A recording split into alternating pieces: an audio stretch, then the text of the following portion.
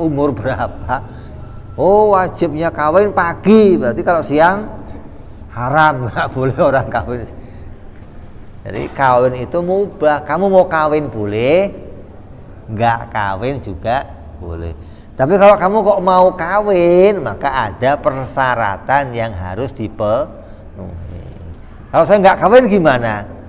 Ya nggak apa-apa, wong itu bukan wajiban, mereka bukan tuntutan, dan juga bukan larangan gitu. Mau kawin ya boleh, nggak kawin juga boleh. Tapi kalau saya kawin gimana? Kalau milih kawin berarti milih mengikuti sunnahnya Nabi Muhammad SAW. Ketika nanti tujuannya mengikuti apa yang dikerjakan oleh para nabi, syiarnya para aulia, syiarnya para anbiya. Kalau orang kok masih mau kawin berarti dunia akan terus berjalan. Kalau orang sudah LGBT, dunia bakalan hancur. Punah dong, gimana orang nggak ada. Beranak laki-laki sama laki-laki, perempuan sama perempuan. Anaknya dari mana? Ini nggak keluar anak, makanya harus dihancurkan itu, begitu harus dihancur. Kenapa? Itu membuat dunia akan bisa punah ketika sampai itu dilegalkan, apalagi. Makanya pengumuman terakhir kan Starbucks mendukung 100% LGBT. Kopi apa? Starbucks. Pemegang saham Starbucks yang nggak mendukung LGBT keluar dari Starbucks. Wah, udah gila itu. Ente yang minum kopinya, jadi ente yang biayai LGBT. Seneng ente. Biaya LGBT dari orang Islam. Hati-hati. Kalau milih minum kopi, milih di warung depan di sini aja nih, yang nggak ada mereknya apa, Starbucks.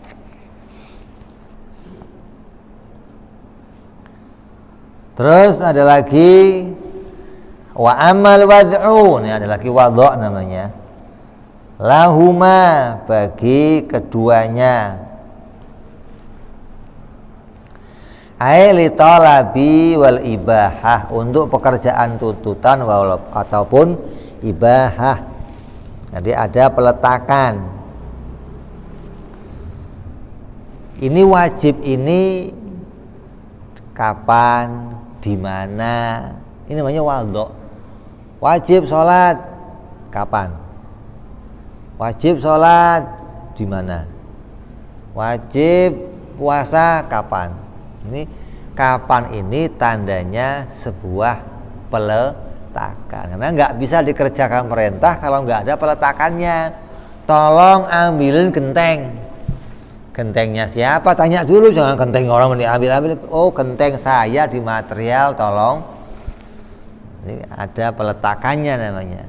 Tolong beliin gula. Gula apa ini? Di mana belinya? Ini ada peletakannya. Namanya wadhu'.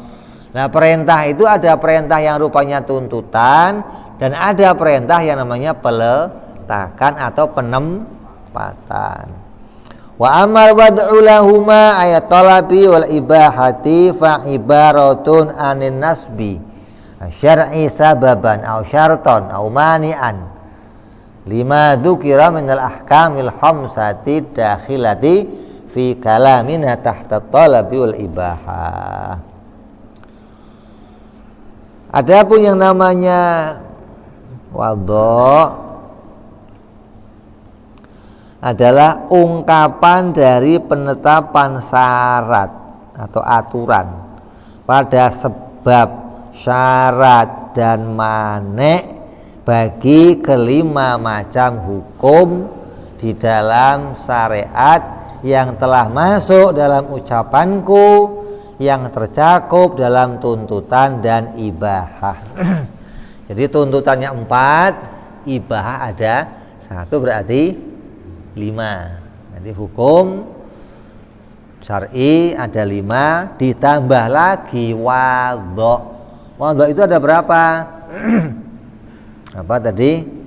Sebab, syarat, sah, batal manek. Aslinya ada 5, tapi seringkali ulama ngambil 3. Apa?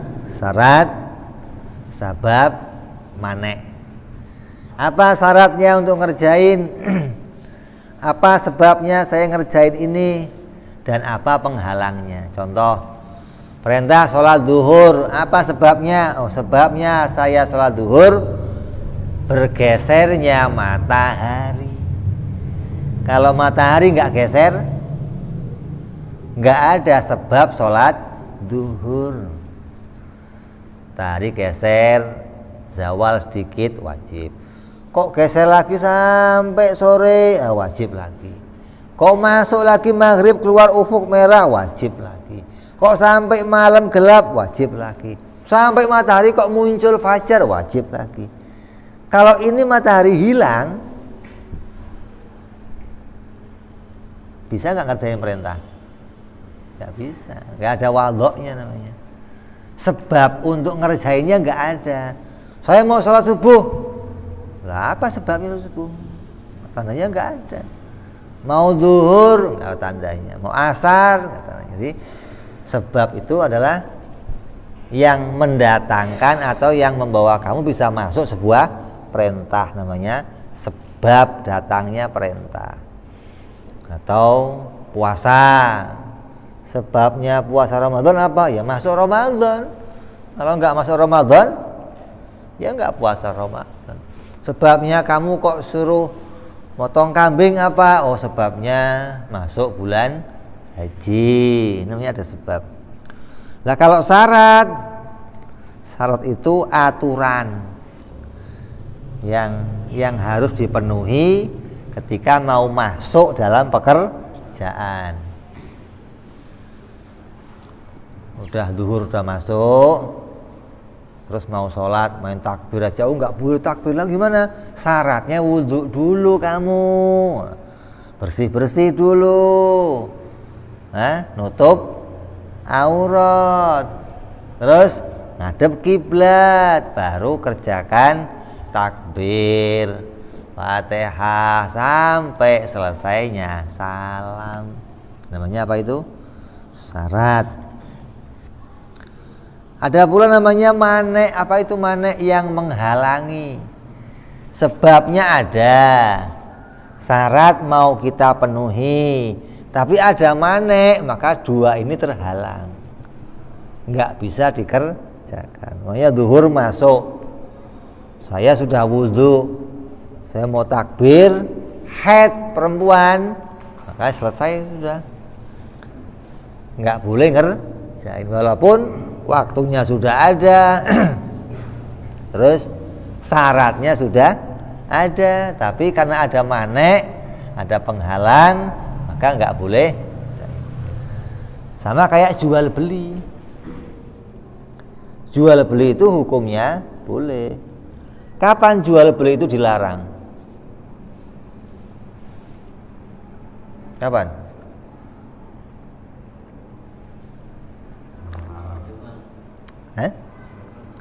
Ketika sholat Jumat, ketika khotib sudah naik ke mimbar, maka haram jual beli.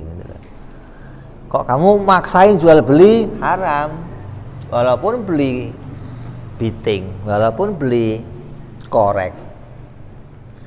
Nah, yang boleh siapa? Yang boleh jual beli perempuan. Di waktu Jumatan, maka yang sering digantikan sama perempuan. Yang beli perempuan, yang jual perempuan. Maka itu enggak jatuh, jadinya haram. Kalau laki-laki haram apa? Karena wajibnya dia waktu itu ngerjain Jumatan, enggak boleh yang lainnya, enggak boleh. Namanya apa tadi? Manek atau penghalang. Jadi Allah menjadikan sebuah aturan yang namanya kalau kamu kok mau ngerjain perintah-perintah, kalau ada penghalang ini, maka nggak bisa diteruskan untuk dikerjakan. Jumatan diperintah kan? Diperintah Jumatan. Kalau ada wabah yang berbahaya masih diperintah apa manek? Manek. Hilang perintah Jumatannya atau kamu nggak boleh Jumatan gitu. Kenapa? Karena keadaan kamu berbahaya kalau ke sana. Jadi nggak terus, wah pokoknya wajib Jumatan perintah Allah nggak boleh dibubarin. Yang ngomong siapa? Kalau ada besok pengumuman hari ini tidak boleh Jumatan, kita harus ikut. Kenapa? Berarti keadaan bahaya. Kalau sampai saya Jumatan akan bahayain diri saya, nggak harus. Oh ini perintah Allah dulu kan. Perintah Allah juga ada ininya, ada sabab, ada syarat, ada sah, batal, ada manek. Jangan perintah pokoknya kerjain. Nah, ini orang nggak tahu aturan, nggak tahu hakim syar'i, nggak tahu aturan syar'i gitu loh. Jadi kalau di Malaysia sekarang sudah nggak boleh Jumatan, ya pantas. Kenapa? Memang keadaannya genting di sana, bahaya. Penularan sudah begitu cepat, sudah begitu ke semua orang, hingga berbahaya kalau kita ikut kumpul di waktu Jumatan. Jangan terus tetap Jumatan tapi nggak usah salaman. Kalau nggak ada halangan yang membahayakan nggak ada masalah. Kalau kumpulnya sudah bahaya, ya nggak usah kumpul, begitu loh. Kumpul itu perintah agama, jangan terus dipaksain. Pokoknya wajib haji, paksa wajib. Nggak usah haji, nggak ada masalah. Kenapa? Hifdzun nafsi itu lebih dulu diperintahkan. Menjaga diri itu lebih dulu diperintahkan dari perintah yang lain. Gitu loh. Saya diperintah wudhu. Kalau saya wudhu pakai air tambah sakit, nggak usah wudhu. Gitu loh. Hifdzun nafsi namanya itu.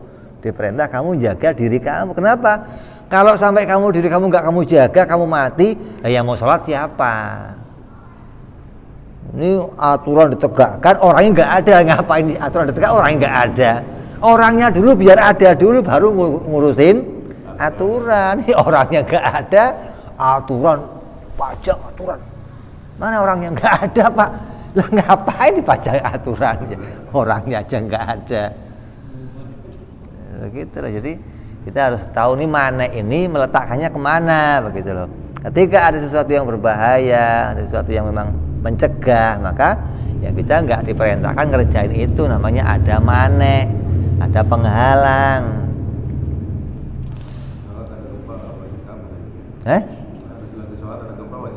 Ya wajib kabur dong. Kamu lagi sholat kebakaran, dia wajib kabur, gimana sih? Pokoknya perintah Allah, pokoknya gepeng, nah, kan berat. Nah, sangit loh. Kecuali kamu nggak tahu kalau lagi gempa, kayak Habib Ali Zainal Abidin, cucunya Rasul, sholat, orang sepasar geger, tiang masjid ambruk, dia sholat aja. Ada apa? Ada apa? Itu tiang, saya kok nggak denger kan berat. Ini orang-orang hebat, orang-orang begini ini kalau sholat bisa dibunuh. Kalau nggak sholat, nggak bisa dibunuh. Kenapa? Konsentrasi. Kalau sholat, khusyuk dia sama Allah, sampai nggak inget yang lain, dibunuh bisa gampang. Kalau kamu nggak bisa, dalam sholat nggak bisa, di luar sholat apalagi. Itu hebatan kamu mestinya.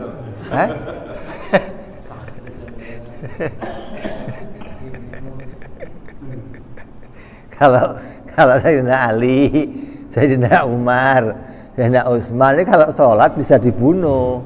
Kalau nggak sholat nggak bisa. Coba kamu nyenggol dia, langsung. Tapi hebat kamu. Ini mereka sudah hebat, kamu lebih hebat lagi. Dalam sholat nggak bisa dibunuh, di luar sholat apalagi. Ya, ini namanya hukum syar'i atau hukum yang ditetapkan oleh hakim syar'i. Terus kita akan lanjut insyaallah yang akan datang bicara hukum-hukum wallahu a'lam bishawab. Ila hadratin nabil fatihah. A'udzu billahi minasyaitonir rajim. Bismillahirrahmanirrahim. Alhamdulillahirabbil alamin arrahmanir rahim maliki yaumiddin. إياك نعبد وإياك نستعين اهدنا الصراط المستقيم صراط الذين أنعمت عليهم غير المغضوب عليهم ولا الضالين آمين يا ربنا اعترفنا بأننا اقترفنا وأننا أسرفنا على الأعضاء أشرفنا وتوب علينا توبة أغسل كل حوبة واستر لنا عوراتي وأمن روآتي واغفر لوالدينا ربي ومولودينا والإخوان وسائر الهلان وكل ذي محبة جيرة أو صحبة والمسلمين أجمع آمين ربي فضلا وجودا منا لا باكتساب منا بالمصطفى رسولي بكل سولي صلى وسلم ربي وآله وصحبه عداد طاس صحبي والحمد لله في البدء والتناهي سبحان ربك رب العزة عما يصفون سلام على المرسلين والحمد لله رب العالمين.